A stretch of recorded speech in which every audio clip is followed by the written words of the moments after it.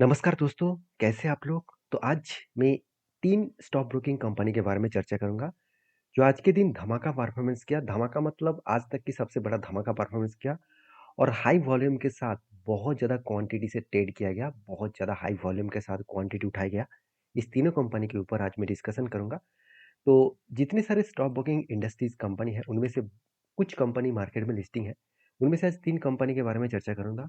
एक-एक करके पूरा डिटेल्स देखिए। कुछ कंपनीज़ के ऊपर मेरा जो टारगेट था स्विंग बेसिस ट्रेडिंग का, वो हिट हो चुके हैं और कुछ कंपनीज़ का टारगेट हिट होना थोड़ा-सा बाकी है। तो किस तरीके से मैंने ट्रेड को कंसीडर किया, वो चार्ट में पूरा डिटेल्स में आपको समझाऊँगा। तो एक-एक करके सारे डिटेल्स को देखते जाइए। सबसे पहले मैं डिस्कशन करूँगा एंजल वन के बारे में। तो एंजल वन ने एक दिन में मतलब आज के दिन 18.5% का जंप दिखाया। एक दिन में 18.5% का जंप मतलब सोचिए कितना बड़ा जंप होते हैं और वो भी इस साल के सबसे बड़े जंप एक दिन में देखने को मिला। क्योंकि कंपनी के ऊपर जो क्वार्टरली रिजल्ट आया था, मैं इसके ऊपर एक डिटेल्स वीडियो भी आपको शेयर किया हूँ। आप देख सकते हैं, कंपनी इस बार हाईएस्टली सेल्स जनरेट किया और आज तक की सबसे ज़्यादा सेल्स है और एक्सपेंस को कंट्रोल करने के बाद हाईएस्टली प्रॉफिट भी जनरेट किया। 304 करोड़ से सीधा-सीधा 423 करोड़ और पिछले क्वार्टर्स में 290 करोड़ के आसपास प्रॉफिट किया था। तो बेस्ट तरीके से यहाँ पे कुछ प्रॉफिट नेट प्रॉफिटेबिलिटी देखने को मिला और मुझे लगता है जो सिचुएशन यहाँ पे क्रिएट हुआ है, उस बेसिस में कंपनी के ऊपर आगे बढ़ के और भी ज़्यादा धमाका होने वाला है। बहुत सारे लोग ये भी मुझे कमेंट्स किया कि सर जो वीकली जो एक्सपायरी था, जितने सारे मतलब ऑप्शंस ट्रेडिंग का, तो वो तो खत्म होने वाला है। तो सिर्फ 2 ही वीकली मतलब एक्सपायरी होगा। तो अभी स्टॉक ब्रोकिंग कंपनी क्या खतरे में पड़ सकते हैं? बिल्कुल नहीं। तो ये उसका स्ट्रैटेजीज़ है, वो किस तरीके से मार्केट में पैसा कमाएगा, वो आप लोग जानते भी नहीं हैं। तो देखिए एंजल वन के अगर चार्ट को देखूँ तो ध्यान से देखना, चार्ट किस तरीके से परफॉर्मेंस किया। धमाका परफॉर्मेंस मैंने पिछले वीडियो आपके शेयर किया था, तब मैंने आपको बताया था कि ये लेवल बहुत ज़्यादा क्रूशियल लेवल है। 2824 का लेवल बहुत स्ट्रांगली इसका रेजिस्टेंस है और फाइनली वो रेजिस्टेंस को ब्रेकआउट कर चुके हैं। मैंने पूरा के पूरा इस लोअर साइड में एक एंट्री लेके रखा हूँ और मेरा टारगेट लेवल में लेकर चल रहा हूँ करीबन टॉप लेवल तक 3880 के आसपास। क्यों मैंने यहाँ पे एंट्री लिया था? अगर मैं इसी चार्ट को मैं अगर 1 मंथ की चार्ट पैटर्न के हिसाब से देखूँ, तो ध्यान से देखना 1 मंथ का जो एक्चुअली जो लो था, एक्चुअली देखिए कंपनी जब स्टार्टिंग हुआ था, तब से लेकर कंपनी हाई किए, फिर से नीचे आया, फिर से हाई किया, फिर से नीचे आया, फिर से ऊपर गया। तो ये जो हाई हुआ था, ये लेवल कंपनी के लिए एक स्ट्रांगली रेजिस्टेंस था। तो वही लेवल यहाँ पे सपोर्ट बना। तो सपोर्ट बनने के बाद एक बार मैं क्लियर कर देता हूँ, आप देखिए। ये जो लेवल है, ये लेवल कंपनी के लिए क्या है? स्ट्रांगली सपोर्ट लेवल था, क्योंकि यहाँ पे रेजिस्टेंस बनने के बाद नीचे आया था। उसी लेवल को वो क्या किया? ब्रेकआउट करके ऊपर गया और अभी रीटेस्ट करके यहाँ पे सपोर्ट बनाया। अभी देखिए वो बाउंस कर रहा है। तो इसीलिए मैंने आपको बताया कि जब इस तरीके से बाउंस हो सकते हैं, तो फिर से वो वही जितने परसेंटेज पहले गिरा था, उतना ही परसेंटेज फिर भी गिरा और फिर से ऐसे बाउंस करके वो टॉप तक जा सकते हैं।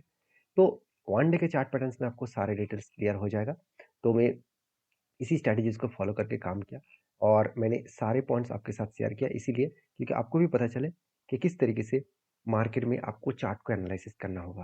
तो पहले जो इसका स्ट्रांगली रेजिस्टेंस लेवल था, वो ब्रेक कर चुके हैं।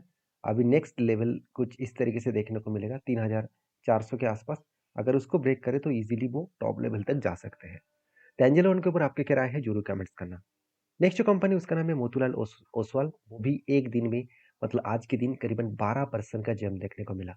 तो मोतीलाल ओसवाल भी एक स्टॉक ब्रोकिंग कंपनी है और वो भी एक स्ट्रॉन्ग कंपनी है क्योंकि एंजल वन का टोटल मार्केट कैप है करीबन 29,000 करोड़ के आसपास। उस जगह पे मोतीलाल ओसवाल का मार्केट कैप है करीबन 55,000 करोड़ के आसपास।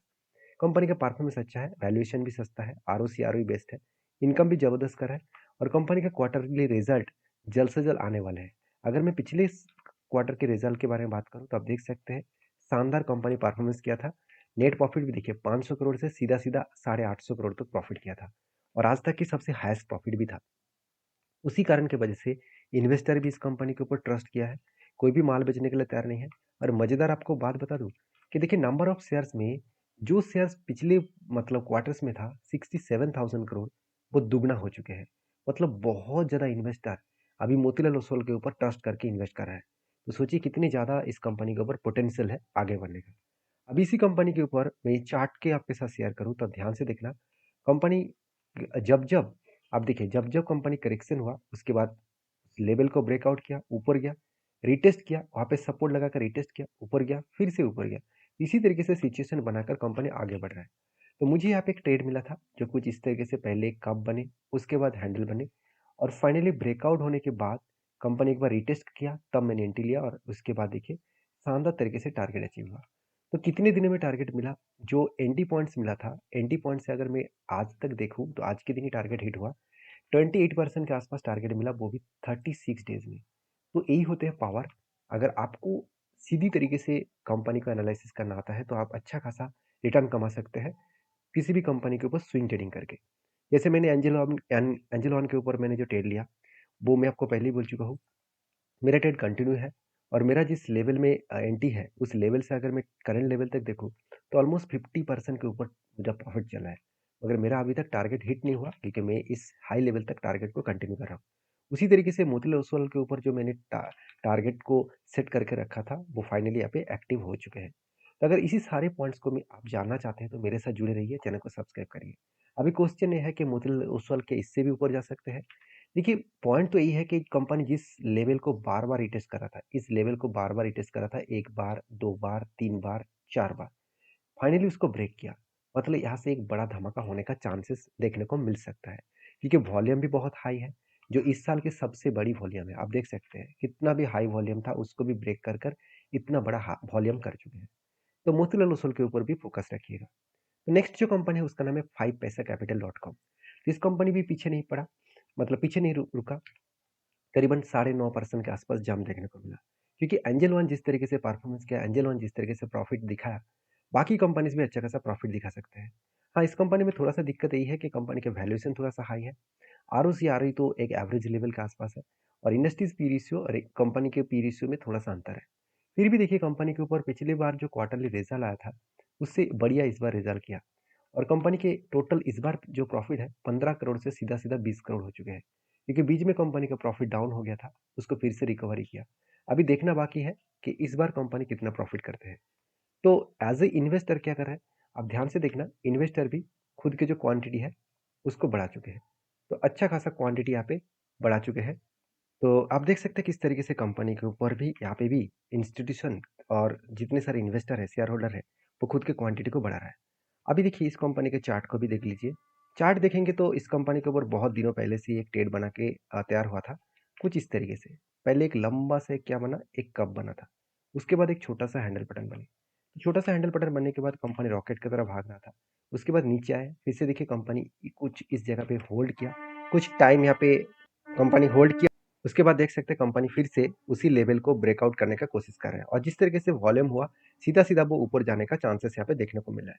तो जो इस कंपनी के ऊपर मैं टॉप लेके चल रहा हूँ, मतलब हाई लेके चल रहा हूँ, मैं कुछ इस तरीके से करीबन करीबन 818 रुपीज तक मैं इंतजार करूंगा। क्यों? क्योंकि जो कप बना था, जो यहाँ पे टोटल कप का साइज बना था, लेंथ बना था, उसी रेंज के अकॉर्डिंग मैं इसको टारगेट को सेट किया हूँ।